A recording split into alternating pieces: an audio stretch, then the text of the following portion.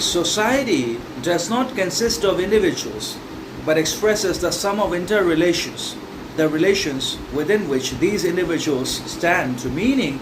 a society cannot be actually and necessarily considered to be basically composed of all the individuals in it.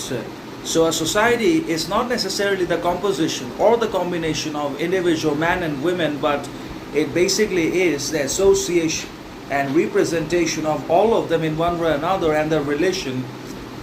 and interdependency that they share with each other in one way or another,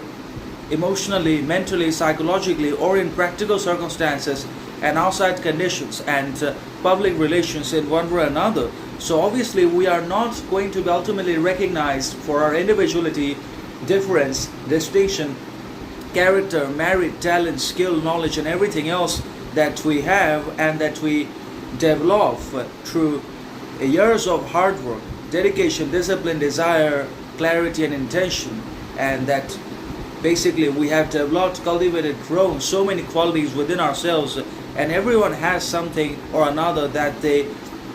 can offer. But ultimately, our distinction, individuality, and difference, and many other merits, virtues, morality, ultimately is not going to be recognized, because that is how the democratic state, society, and system works. It equalizes and normalizes almost everything, including corruption, criminality, discrimination,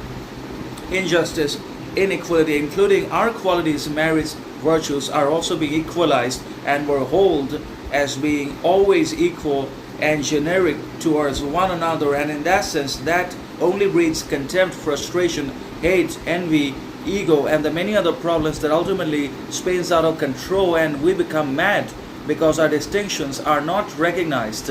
So it's only the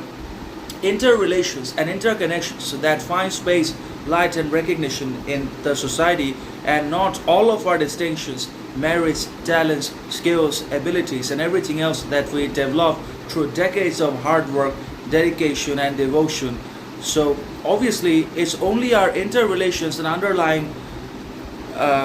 resemblances that are ultimately recognized and approved of by the society in which we live, be it democratic or liberal or open-minded or communist in nature. So that is the fundamental problem and tragedy of society and of being in society. The price we pay is that our distinction is not recognized, and ultimately we may have to part away with our talents and distinctions, because ultimately